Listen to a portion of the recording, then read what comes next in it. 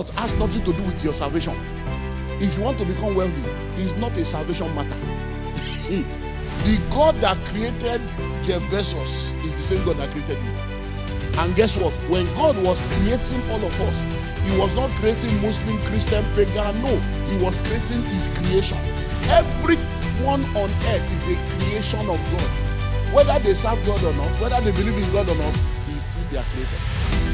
And as a creator, he established principles to govern his creation and the perpetuation of his creation.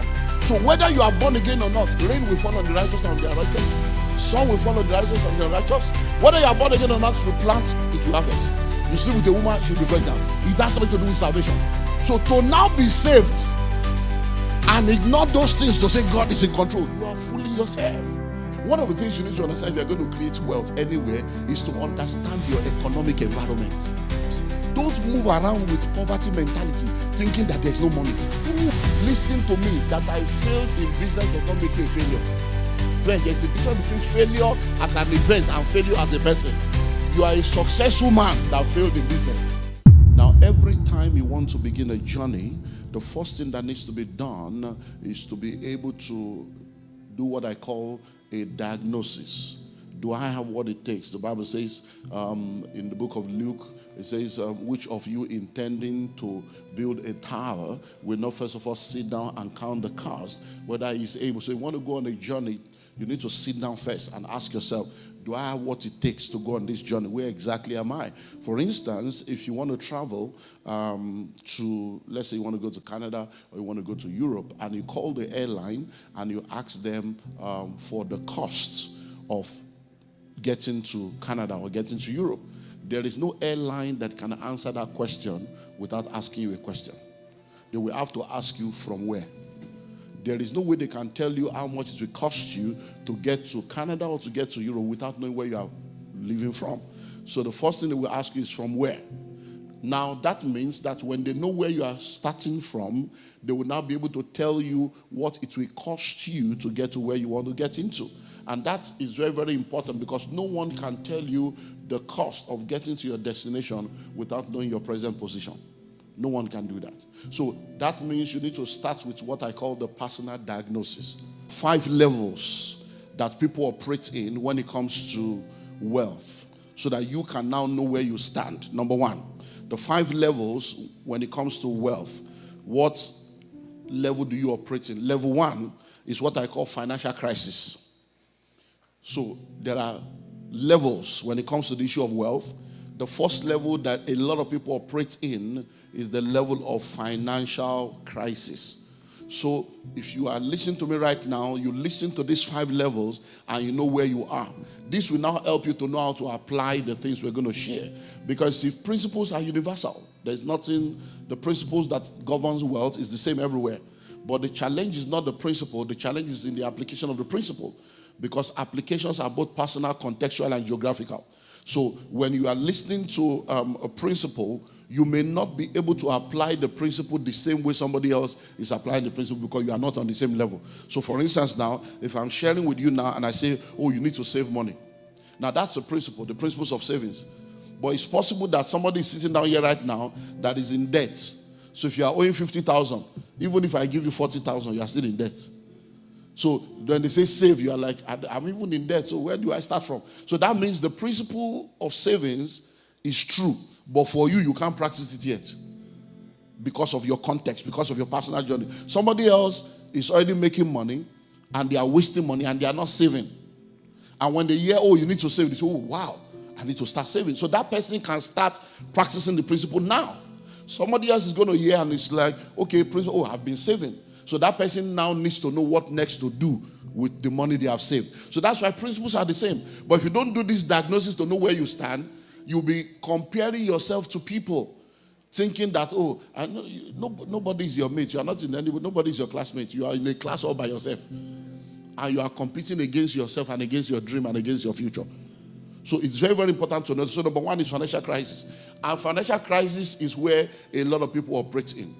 They either don't have any income, or their income is low, or they have liquidity issue whereby they don't have cash to be able to handle all the responsibilities that they need, or they have all kinds of evil occurrences in their life, so they make money and then the devourer comes and takes the money away. Because there are people that have been in that cycle.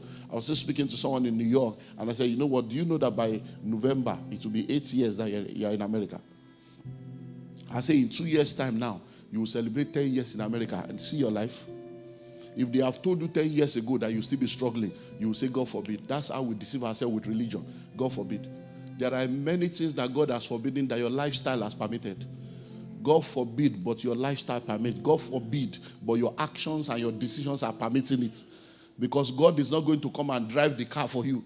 So God forbid I have an accident. You are not following traffic light. You are not following instruction. You will have accidents. Even though God has forbidden it, your actions and your attitude has permitted it. So I say you need to readjust your life. 8 years in America, before you know, that's how people have spent 30 years, 40 years. And you'll be wondering, you mean this same America? You are here for 40 years and this is your life? So number one is what? Financial crisis. Number two is financial instability. Financial instability. So you may not be in crisis, but you are not financially stable. Yes, you are making money, but the money you take home does not take you home. You're making money, but as you are making the money, you do $3,000 a month, and then you spend $4,500. So you are not stable because by the time you do $4,500, credit card will cover for the $1,500. Then next month, maybe you do $3,800, and then your expenses is $2,700. Then you have an extra to cover for the one of life. You just realize that even though you are making money, you are paying your bills, you are eating, you are looking good, you are not good because you are unstable. Because when you look at that financial instability, you realize that you don't have anything left over to be able to move your life forward. And you continue in that rat race. And let me tell you something, in the rat race of life, even if you win the race, you are still a rat. And one of the things you need to understand is that when you are a prisoner, whether your handcuff is made of wood, gold or silver, handcuff is handcuff. And there are a lot of people in golden handcuff, and they celebrate their mediocrity. They celebrate their struggles. And when I come into the Western world and I see a lot of people, and I'm like, wow, who did this to these guys? I see people so proud of the fact that they are doing 2, 3, 4 jobs. And they're like, I'm going to my second job, my third. I'm like, okay, 2, 3, 4 jobs. Don't you understand America? One of the things you need to understand if you're going to create wealth anywhere is to understand your economic environment. When you are in a communist economy, it's a different economic environment. When you are in a socialist economy, it's a different economic environment. When you are in a capitalist economy, it's a different economic environment. America is a capitalist economy. Go and do your research if you like. Fast pray for 100 years. You can never prosper and create wealth through salaries alone. It will never happen. Capitalism is structured in such a way that as long as you are a salary earner, whether you like do 2, 3, 4 jobs, they have programmed how to collect the money back from you and keep you in the same bus stop. So many of you have done 3, 4 jobs, 20 years, 30 years, and you still don't have enough. Why? Because you are not shifting into entrepreneurship. Capitalism is programmed to encourage entrepreneurship, not to encourage salary earners. But people don't want that entrepreneurship because of the uncertainties of entrepreneurship. They want the security. So for that security, you have to mortgage your future for it. Number 3, financial stability. Financial stability is that realm where you have a lot of money already. So money is coming in, you're working, you have enough money coming in, you are at the top of your career, you are at the top of your game. You can go on family holiday, you can pay your bills, you have savings, you can buy nice cars, go on vacation, take care of yourself. But the challenge with financial stability is the deception of security. Because when you are financially stable, this is actually to me the most dangerous part. Because these guys, they are very proud and arrogant. People that are financial, they are very proud and because they think that I have money, my job is okay. But you see, many of them, if they lose their job now, they are 90 days away from death. You know why? Majority of the people in financial stability, over 90% of their income comes from active involvement. What does that mean? They have to be active for the money to keep coming. They don't have any passive income at all. So the day they fall sick for 6 months, they are poor. The day something happens with their job and they cannot make money for 3 months, car note is gone, mortgage is gone, because they are living a fake life. That stability is not stability for real. And these people, they are just one crisis away from being a welfare candidate or going to instability. So when you are sitting down listen to me right now, and you think that all is well, just answer 3 questions. If I lose my source of income today, can I survive beyond 6 months? If you cannot, you're actually deceiving yourself. So if nobody's telling you the truth, tell yourself the truth that you are not all right. It's not well. Number 2, answer this second question. What I am doing now, if I stop doing it, will money keep coming? Then you know that you're in trouble. Because that means that all your income is actually active income. It means you are exchanging your time and your life for money. You don't have anything that you have put in place that is producing money for you. You are supposed to have things producing money for you without you being actively involved. So that instead of you working hard for money, money is working hard for you. Are we getting something? Yes. Number 4 is financial independence. Financial independence. Now, financial independence is where we should be moving towards. That's where the plan of God begins. Every other level is part of the journey. Now, what is financial independence? Financial independence is the realm where you have enough assets that are producing cash flow. You have enough investment that is producing cash flow that you don't need to work at all. But what you have put in place is producing enough money to take care of all your personal needs and still give you something left. So what are you explaining? Let me go deeper. So now, I've been working. I'm a doctor. I'm a nurse. I'm an engineer. I'm into IT. I'm into business or whatever. Now, and you've been earning money. And the money you are earning from that labor is able to pay all your bills, take you on holiday and all the stuff. You are stable. But financial independence means whether you work or not, you have enough investment. So that means you probably have properties, you have stocks and shares, you have investment, that the income from that investment. So for instance, so right now, every month, as I'm standing before you, every month, I have an income of over $20,000 every month from the rental properties that I have. So question, how many of you earn $20,000 a month? I'm not asking the question, I'm just asking. So right now, I'm in financial independence. I don't need to work. Because every month, there's at least $20-something thousand just entering without any labor. That's what I'm talking about. It means you don't need to labor. You have moved your life. It may not happen in 1 year, or it may take 5, 10, 15 years. So that's why it's a journey. That's why I want to take you on the journey. But before we go on the journey, let's start with.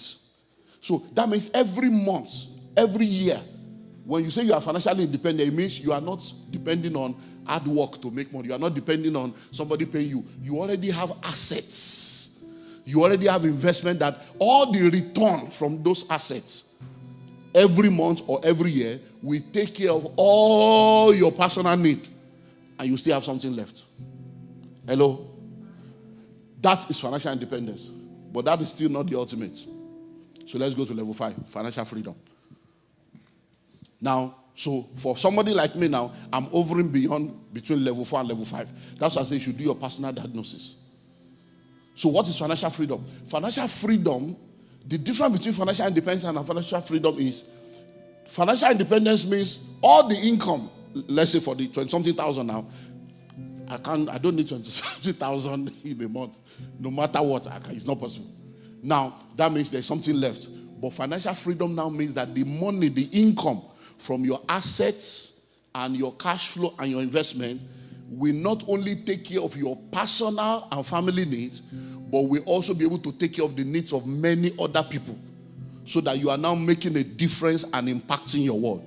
That is the perfect will of God. That's the ultimate. So you are not thinking of yourself. It means that every month you can afford to give a $10,000 seed to take care of ministry, mission, orphanages, the less privileged. That is the ultimate, because the perfect will of God is not to bless you. The perfect will of God is to make you a blessing. So as long as you're operating that myopic level of what I will eat, what I will drink, I want to take care of myself, I want to pay my bills, it's still poverty mentality. You are still operating the elementary dimension of the kingdom. The perfect will of God is not to bless you, it's to make you a blessing. So let's move on. Second thing we want to look at, once you have done your diagnosis, is to understand the facts about wealth creation. Understand the facts about wealth creation. Very, very important. Because understanding helps you to become outstanding. Understanding is very key. Number one, let me give you maybe 8 because of time. Number one, there is a wealthy place. There is a wealthy place. Because, listen, true transformation is internal. What we see outside is called manifestation. True transformation takes place on the inside. Now, you can package manifestation, but you cannot package transformation. Hello? So you can take a madman that is stark mad, raving mad, take him to the salon, give him a nice haircut, do a makeover for him, put him in 3-piece suit, and then you take his picture and it looks like a normal person. That's, wow. But you cannot deliver him from madness in a barbing salon. You can't deliver him from madness in a suit shop. So you can package manifestation, but you cannot package transformation. So many people have what I call manifestations that are fake. So they can drive a big car that they're going to pay for the next 6 years, but they can't afford $1,000 cash to invest in something that will help their life. They can live in a house that looks big that they're going to be paying for the next 30 years, but they can't afford $1,000 to take care of. Now, so that is packaging. But true transformation comes on the inside. Now, when you are truly transformed, you can be in a 1-bedroom studio apartment, but you're actually rich. Because on the inside, the change has happened. Because see, in this kingdom, you have to become it to attract it. The reason why many people are not rich is because they have not become rich. They are appearing rich. They are doing things to make them look rich. But their mindsets and their heart is still poor. And that's why they can't attract what they are not. So in becoming wealthy, once you have done your diagnosis, the next thing is to work on your mind. Number one, there is a wealthy place. Don't move around with poverty mentality, thinking that there is no money. No. The man of God mentioned it. Listen and listen well. Every money that is on earth is on earth. Do you understand? Every money on earth is on earth here, and you are on earth. Question, why is the money not coming to you? It's because money is either flowing to you or flowing away from you. That's why it's called currency, because it flows. Hello? So, is the current flowing towards you or flowing away from you? And the only way the current will flow towards you is the value you are offering to your world. Because money flows in exchange for value. And what is value? 3 things. Meeting need, solving problem, and answering question. That's all. So what needs are you meeting? What problem are you solving? What question are you answering? That's value. Once you're able to offer value, money will flow. It's just like that. But it begins with internal, transformation. So number one, there is a wealthy place. We read it in Psalm 66.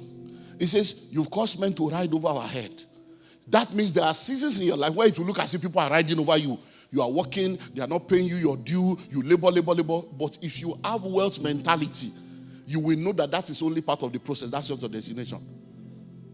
He said, you cause us to walk through the fire. There are times you will go through foreclosure. There are times you will go through situational circumstances where there are no needs, you are sick, there's no insurance, you have to pay, and you are paying. It's not a problem.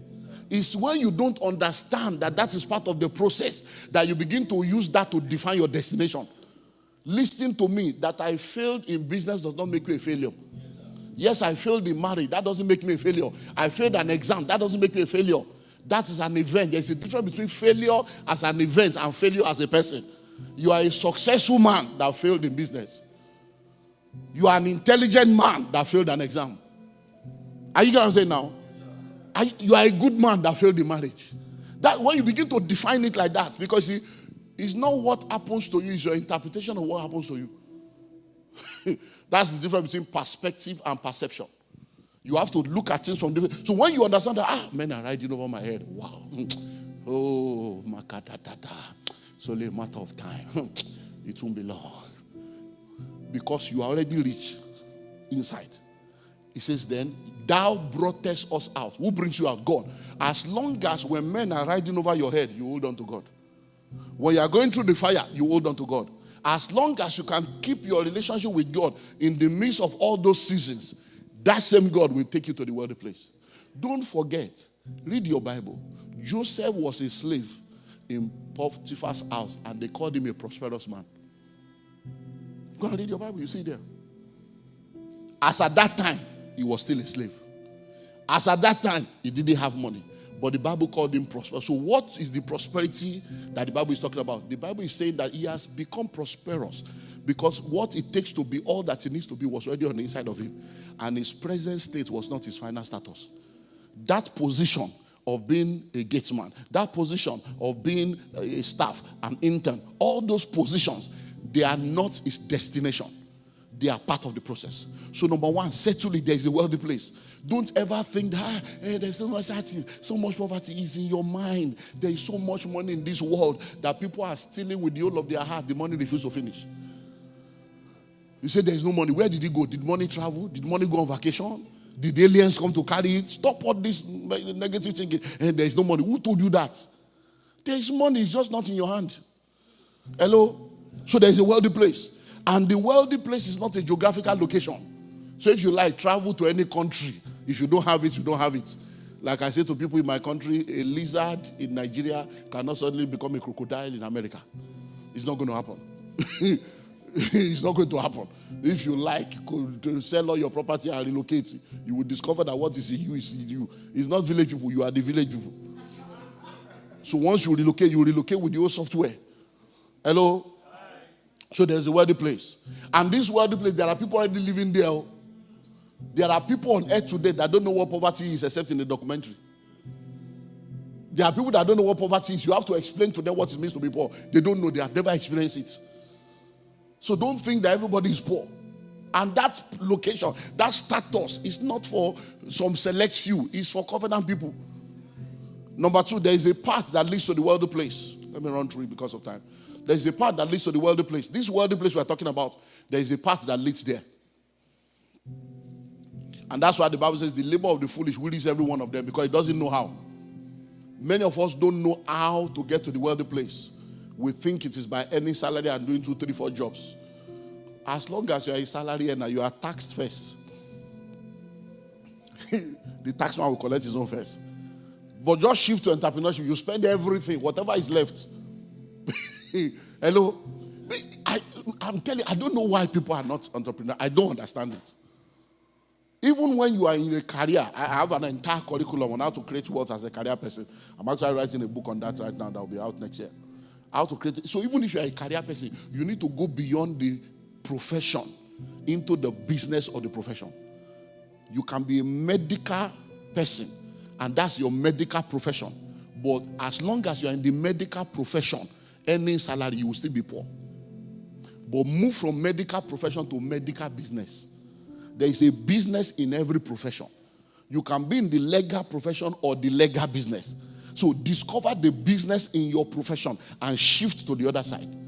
And you'll be amazed. So you can go to school now and say, I've studied medicine. And all your life you are studying to become a high net worth salary earner. But somebody that didn't go to school is the one supplying the medical equipment. And is a billionaire. I didn't go to school to study all the differences. You just sit down, comes up with a product, and you are the one buying and using. All the syringes you are using, all the gloves you are using, all the stethoscope, all the gown, all the PPE, somebody is there that didn't go to school, making millions on medical supply, and you went to school and you are earning salary. So there is a pathway that leads to the wealthy place. And once you discover the path, don't be in a hurry. Just step by step. So it's not all this get-rich-quick scheme. No, just step by step. It's a matter of time. Number 3, wealth is created. Wealth is created. Wealth is created. In order for you to become wealthy, someone must take responsibility to create that wealth. You see, nothing just happens. That's the problem. You see, I'm a pastor. I've been in ministry. So I'll be doing 34 years now. In October, 34 years in ministry. Please, I'm begging you. Religion is more dangerous than the devil. Christianity is not a religion. It's a relation with your Creator. Religion will ruin your life. But many people are practicing Christianity as a religion. And that's why church is destroying them. Listen and listen well. Nothing just happens. Many of you come to church and you're expecting to get by prayer what only hard work can bring. it will not happen. We have so many level of mental laziness and physical laziness in church. You are now looking for one man to come and anoint you to prosper. Where now? How? What verse of scripture? Can you be anointed to be a pilot? Can you be anointed to be a medical? So where do you get all this nonsense from? What God cannot do does not exist. Yes, but put it in context. There are many things that God cannot do. Hello, God cannot make a mistake. God cannot die. God cannot fail. God cannot change his word to satisfy you. Hello? Nothing is impossible with God. Put it in context. I can't lay hands on you now to go and become a pilot. I can't. And we just come into all this religious nonsense. And everybody just follows the same bandwagon. Nobody is sitting down to think. You want somebody to anoint you to pray, Papa, lay hands on me. I want to tap into your anointing. Did I get it by hand? 30 years of labor and struggle and pain and weeping. You want to collect it with one hand. It doesn't work like that. Let's stop all this nonsense. Hello? So wealth is what? It's created. So you must take responsibility to say, look, I want to create wealth. Do you know that when you become prosperous, people want to find out the secret of your success? As long as we want to know where, people want to begin to investigate. Where is he getting his money from? But when you are poor, nobody investigates the source of your poverty. Nobody. That's your responsibility. You are the one to sit down to ask yourself the serious question. Why is my grandfather poor? My father poor. I'm poor. What made my father to be a good man of integrity, labor, another one house he can't build? And we have to suffer to pay school fees. Now I'm here, now I still have to be sending money to them. Can't you think? Sit down like the prodigal son and think. If your father went like that, why is it that nobody look at your lineage? Do a diagnosis. It's not many of what is when they are telling you from the deliverance angle, they are not wrong, they are not incorrect, but they are incomplete. When you are looking into your lineage to see the pattern, your grandfather was a tenant, your father was a tenant, you are a tenant. Your grandfather was a civil servant, you are a civil servant. Your grandfather was poor. Stop attributing it to demons. When you see the pattern, it means there is a evil inheritance. But now find out what enforces it. Many of those things are not generational causes. They are generational choices. So when if you make the same choice, you will follow the same pattern. But if you make a different choice, you will end up, the pattern will break by decision. Because the prodigal son just said, no, I'm returning. He just made a decision. It's not because he went for deliverance conference. There is nothing wrong in deliverance. But many of the things you are attributing to demons has nothing to do with demons. Ignorance is not a demon. You can't cast it out. You can't cast out ignorance. The solution to ignorance is knowledge. But many of you now, you get there now, they say, how much is the book? $50? $50? It's expensive. And then you go and use $50 or $80 to do hair, and you are still the same. You fix eyelashes and fix nails, and you are not fixing your life. But the money for knowledge is more expensive. But you now, if I say, okay, I'm going to be doing one-on-one impartation. Now, I'm a pastor. I'm telling you the foolishness of religion. You will not buy $50 book, but I can say, I want to do one-on-one. And then you come to us and say, we're going to pray. You're going to raise an altar, $300. You will drop $300. You will drop it, and I will pray for you, and nothing will happen. But we'll collect your money to do the work of God. But to buy a book of $50 is expensive. But when I tell you, I'm going to pray for you now, supernatural, God will move, $300 seed. You will quickly do transfer. Because in your lazy religious mind, it's a cheaper way.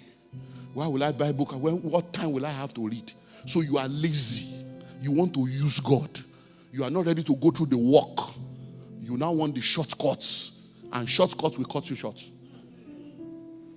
Hello? Number 4. Most likely I will just stop at this level. Number 4. Wealth creation takes time. Wealth creation does what? So I want to blow. Hey, listen, the only thing that blows is bombs and balloons. Anything that blows disintegrates. So all this blow mentality, no wonder your life, your marriage is blowing, your finances are blowing, your health is blowing, you will blow.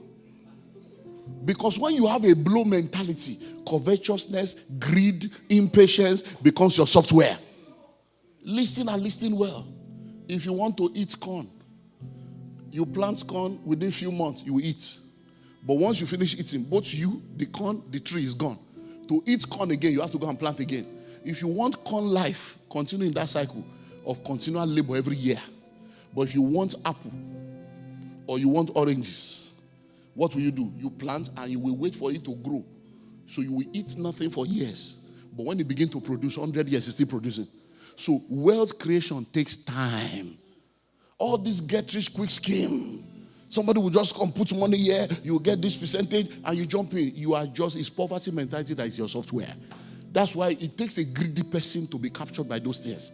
When you understand real life, anything meaningful takes time to grow. No matter how anointed you are, that pregnancy must do 8 to 9 months. If you push it in 5 months, you may lose the child. Say, I just believe God is mighty. There is nothing he cannot do. My God, I'm giving birth next month. It won't happen. That's why many of you believe that God doesn't answer your prayer. It's because your prayer is useless. All the prayer you are praying is contrary to the word, contrary to scripture. You are praying for this, praying for, and God is like, who thought, where is all this coming from? You want to give birth in 2 months? And that would not be my own child, though. Because my own process is that the child must enter you and go through a gestation period of 8 to 9 months. And if not, then you have to go and look for the child somewhere. So if you want it God's way, you do it God's way. So it takes time. So don't ever feel bad. If you are listening to me and say, I'm in financial crisis. Oh, the devil. No, it's not devil. Now God is giving you the knowledge. Go back, do your diagnosis, and start the journey. 3 years later, you'll be shocked. 5 years later, you'll be shocked. Hello?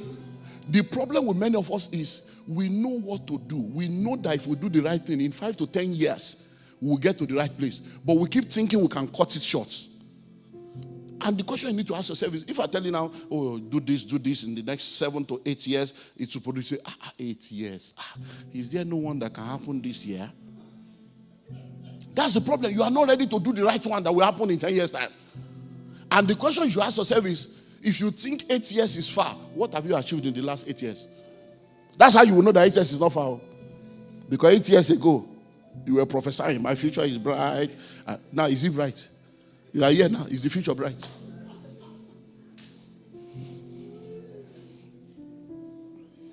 Do you know that there is nothing called future? I hope you know.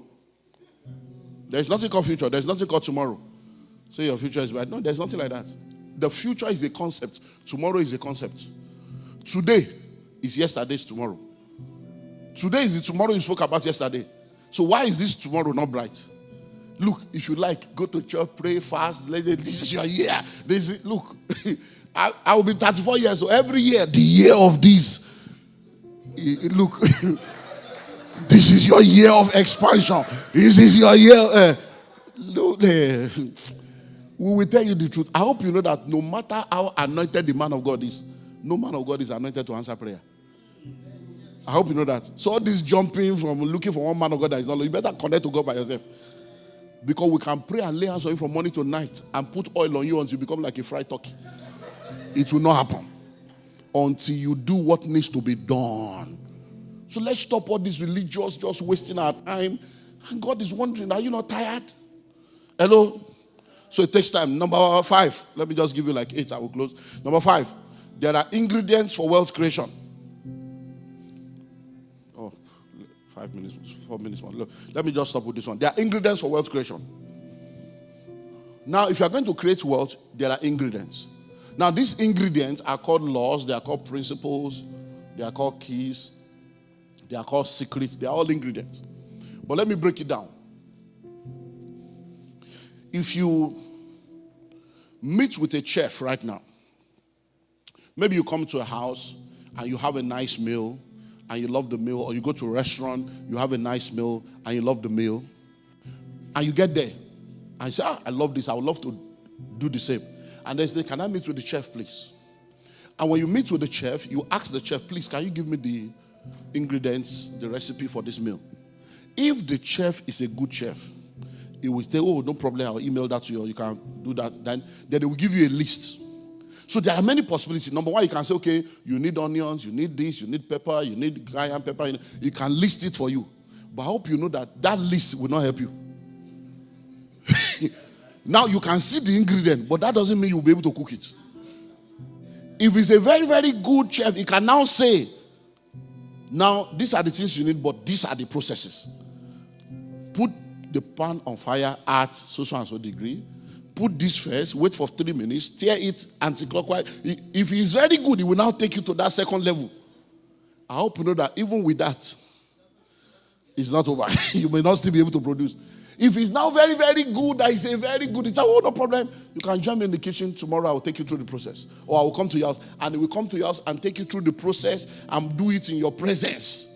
That's a better one. But you know that even with that one, when you finally now do you're like, something is...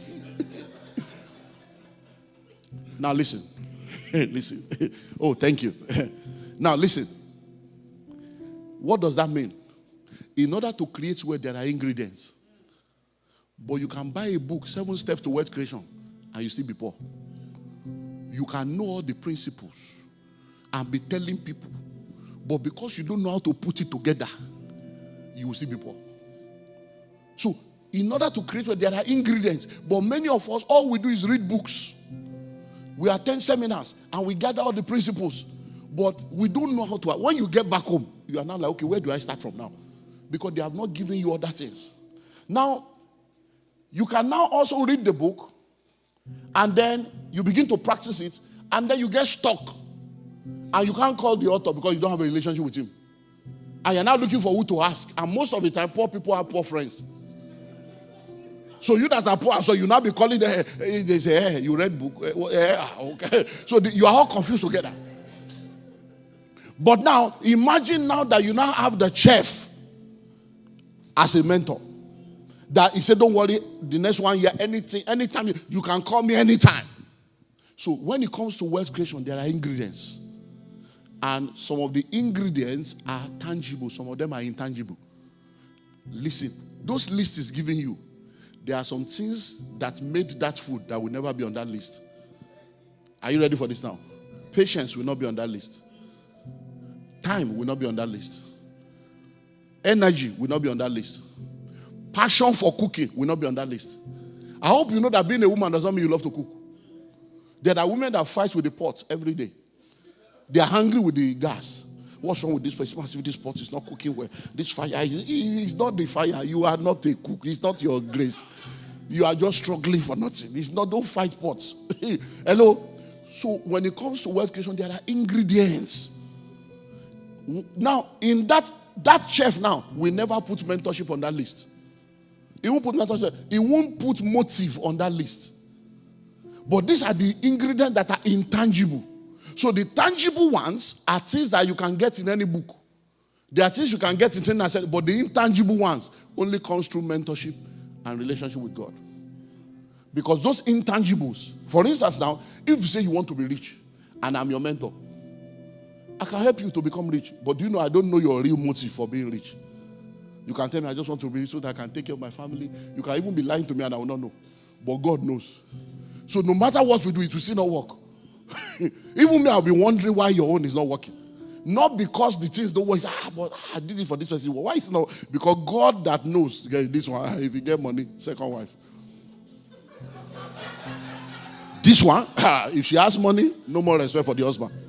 So no matter what you do, the God that sees your motive will ensure that you labor and nothing works. Why? Because those are the intangibles. So many people, they don't have mentor. So if I'm to ask you now, you want to become, who is your financial mentor? Which millionaire or billionaire do you know that is counseling you?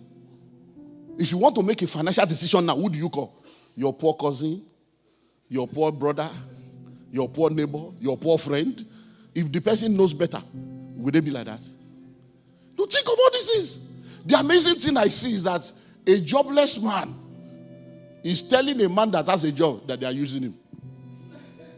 It's amazing. You are jobless. So that's your office. They are using you. They are using you. They should be paying you more than that. The guy doesn't have a job, yet he's telling you that they are using you. I look at that. Like, who did this? They want to use my glory. Hey, you have glory. Which glory that they use? If the glory help you, will your life be like this? If you can't use your glory, let somebody else use it well to take care of you. So they are using your glory. Number 6. There are vehicles for wealth creation. There are what? Vehicles for wealth creation. If you are going to create wealth, there are vehicles that will take you there. Now, where you are, when you do that diagnosis, based on the 5 things we mentioned. Where you are is your present financial position. Where you desire to go to is your desired financial destination. The distance between your present financial position and your desired financial destination is what we call your wealth gap. Now, that wealth gap differs from person to person. But now, to move from point A to point B, you need vehicles. In the physical, walking with your leg is vehicle. If you do a Google search now to say, how long will it take me from here to New York? Google will give you options. To fly, it will answer. A bus, it will answer. A car, it will answer. A bike, it will answer. Walk, it will answer. Now, it will give you how to get to New York. Now, so please, if somebody is flying to New York and somebody is walking to New York, who will get there first? Now, please, look, these are the problem of religion. Oh. Now, please, help me answer the question. In what way does religion have anything to do with that one? So whether you are born again or not, as long as you are flying, you will arrive first. So wealth has nothing to do with your salvation. Are you ready for this now? If you want to become wealthy, it's not a salvation matter. The God that created Jeff Bezos is the same God that created you. And guess what? When God was creating all of us, He was not creating Muslim, Christian, pagan. No, He was creating His creation. So everyone on earth is a creation of God. Whether they serve God or not, whether they believe in God or not, He is still their creator. And as a creator, He established principles to govern His creation and the perpetuation of His creation. So whether you are born again or not, rain will fall on the righteous and on the unrighteous. Sun will fall on the righteous and the unrighteous. Whether you are born again or not, you plant, it will harvest. You sleep with a woman, she'll be pregnant. It has nothing to do with salvation.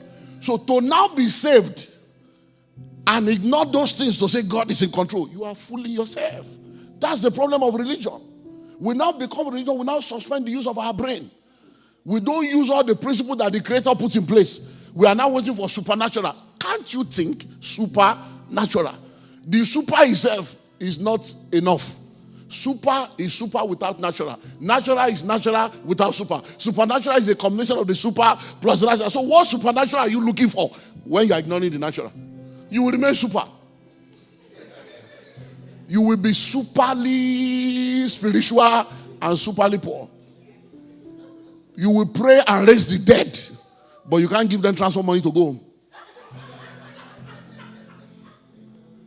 You will be able to pray and deliver a madman, and insanity will drop, but you cannot buy $20 clothes for them to wear. Why? Because you have the super, but the natural is not there. So that is where the balance is very important. There is a difference between the person of Jesus and the principles of Jesus. The person of Jesus is the one that saves you and gives you peace and guarantees your eternity. But it is the principles of Jesus that prospers you here on earth. Those principles are a function of His creation. The person is a function of His redemption. So everybody is a creation of God, but everybody is a child of God. So when you want to prosper, because what the unbelievers have done is that they have embraced the principles of Jesus and they have rejected the person. So they are enjoying heaven on earth on their way to hell.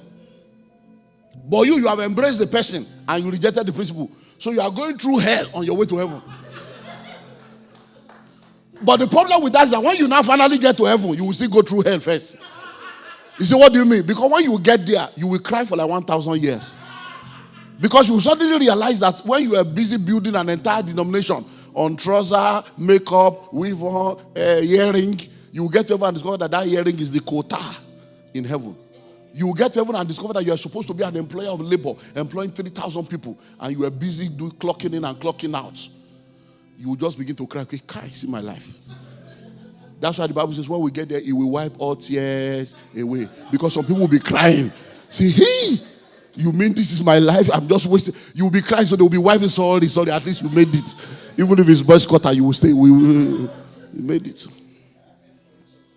Hello? So there are what? Ingredients. So if you want to, there are vehicles. So if you want to become wealthy, choose the right vehicle. So are you ready for this now? If you are a salary earner, you are trekking to New York. That helps you to put it in perspective. Do you understand now? That's it. You are trekking to New York. But if you are an entrepreneur, you are flying to New York. Are you seeing the difference now? So that's your salary. And you are saying that after 35 years, I can look at my pension. There is no security in social security. All this 401k, there's nothing there. It's deception. Stop fooling yourself. Some people are carrying your money to create wealth and you kept it there. They give you 3%, 5%, and they're just, for the next 30 years, they are using your money to create wealth and you are waiting. Abba, who did this to us now? Hello? So, choose your vehicle. So you can either do salary, which is trekking, or you can decide to explore other things that will help you to create wealth.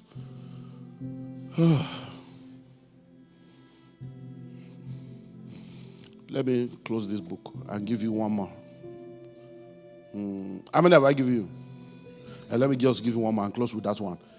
Because there are still the laws of wealth creation. That's another 1 hour again. So let's go and get the book. It's free seminar. You didn't pay. So why should I even give you everything? Something that people are paying $10,000 for, you are getting it free. It's man of God that is giving you the privilege. Hello. Are you ready for this? Number 7. Wealth creation is all about maximizing opportunities. That's all. Wealth creation is a function of maximizing opportunities. That's all. Now listen, opportunities are very powerful. It is better to be prepared waiting for opportunities than for opportunity to come and meet you unprepared. Anytime you say a successful man or successful woman, it's opportunity plus preparation. Many people have opportunities, but when the opportunity came, they were not prepared. And many people are prepared. The opportunity has not yet come. But you see some people, why do you think somebody is a nobody or unknown? And in one reality show, within a 90-day period, the person becomes a global phenomenon. Is it that reality show that gave them the gift? No. Is it that reality show that made them to be able to sing? No. They had the preparation, but there was no opportunity. And when opportunity came like this, boom! Opportunity opened them up. The most beautiful girl in America has never gone to beauty pageant. The most beautiful people in the world are in Puda somewhere, locked up in one place. It is, when you say this is the most beautiful girl, no, it's the most beautiful girl among those that participated. The real beautiful people don't need your validation. It is a Forbes list of billionaires. Even Forbes, the entire Forbes lineage, they don't bond them well, according to my country language, to name the richest people. What right do you have to name somebody that is rich? They will have to answer to the people. So any list you see on Forbes, those are not the rich people. The real rich people cannot be mentioned. Because even Forbes does not have the right to mention their name or mention how much they are worth. They will ask him a question, who are you to be telling, I don't need your list to tell me who I already am. But you know people are fighting to enter that list so that you can believe that they have. Hello? Are you sure you are getting this? So opportunities are very powerful. Anytime you see anybody that is wealthy, if you ask me now, I can look back and this opportunity came, I took advantage. This opportunity came, I took advantage. This opportunity came, I took advantage. I was prepared, and then this opportunity. That's it. Anytime you see people making money and things, it's not because they are special than any other person. It's because when opportunity came, they were prepared, and they took advantage of it. So let me break opportunity down as I close. Opportunities are ladders, are steps. Opportunities are lifts. Ladders, steps, and lifts. Now, if you want to go up, these 3 things will take you up, but on different levels. If you are going to take a ladder to the top, what do? Both your hands and your leg must be engaged. But it takes a lot of energy from you, exertion. It requires precision, care, because a misstep like this can scatter you. So some people, they have seen opportunity, but because they didn't understand that this is a ladder, they entered and they rushed in and they fell and they say, I'm not doing it again. It's a scam. This thing, and they now settle for less. Opportunities are steps, but when you are taking the step of opportunity, your hands are not needed. Your leg alone will do the job. Your hands can be used to be stabilizing or to be doing other things. You can be going through the step and still be using your phone. There are opportunities like that. But some opportunities also are like lifts. All you need to do is just stand And that's where grace comes in. It is grace that determines whether it is ladder that will come or step or lift. It's grace. That's where the grace of God and the favor of God comes. Look past my guilt, my sin, and shame, and poured your love. You look beyond me, oh. So it's not because we are intelligent, you are special, it's just the grace of God. Opportunities, as I close, are doors that opens you up to new levels. But when we talk about doors also, there are three kinds of doors. There is a door that you have to put your hand, open and push or pull. It's an opportunity. So sometimes you need to push, sometimes you need to pull. All these things, how do I know whether it's a ladder or a step or a lift or a door? That is where the Holy Spirit comes in. That is where having a functional relationship with God comes in. So that when this one comes in, you need to push, you need to push, you need to push. No, pull. Because there are things they will offer you. It's an opportunity, but they'll say, no, don't push. Pull back. Don't accept it. Tell them you think about it. Don't be desperate. Why? It means you need to pull back. Don't rush into it. Because what they are offering you is small compared to what is yours. They are offering you assistant butler when you are supposed to be a prime minister. But if you say, oh, sorry, I don't think I can say, okay, we can offer you. Say, so it means there was a better offer. So opportunity will say, push. Get his number. Say, can I have your number, please? You get the number. Say, I'll call him tomorrow. Thank him. Send a text appreciating him for meeting him. Send me a text tomorrow. Invite him for. You are now the one pushing. The Spirit, push. That man, there's something there for you. Push. But when I didn't answer, what belongs to me will not pass me by. It will pass you by with private jets. Because where you are supposed to push, you are not pushing. Pride and arrogance and ego is making you to think you are so big. Hello? As I'm standing before you right now, there are things I don't push and there are things I push. But I'm sensitive to know. Hello? One of the major breakthroughs that happened in my life is through real estate. And it's still happening till now. But the first major real estate deal that changed my destiny, I was a lecturer in a Bible school. It was a student that took me there. Can you imagine a whole lecturer? Someone gave it to us. I said, hey, you mean? He said, when you came to speak in our camp 2 years ago, you said this, you said that. This. I said, wow. I said, okay, I will need to see you after the meeting. I just felt, you need to meet that guy. So I said, so can you take me there? I book an appointment to go and meet a student to take me to where they are selling land. If I say, no, I'm the man of God, I'm a lecturer, I'm above that. Hello? So that's one kind of door. There's another door. It's called revolving door. It goes like that. That's why opportunities are like that. Opportunities are like doors that revolve. It's cyclical. Some can come every month. Some come weekly. Some opportunity is once a year. Some opportunity is once in 10 years. Some is once in a lifetime. How do you know? That's where you need the Holy Spirit. Because sometimes there are people that are not married now, 43 years old, single. They can remember 18 years ago, the guy that was pursuing them. They wish they have answered them. They'll be 18 years married now. And now the guy is married with 4 children. I'm telling you, you can look back and see how if I had taken that opportunity, if I had done that, you can look back. Because life is lived forward, but understood backwards. That's the problem. You now look back, so forget about regret of yesterday. Now, start making the right decision now. Because some opportunities are like that revolving door. You know the issue about revolving door? You have to be strategic. Because if you enter at the wrong time, you can hit your head. Many people have hit their head in investment.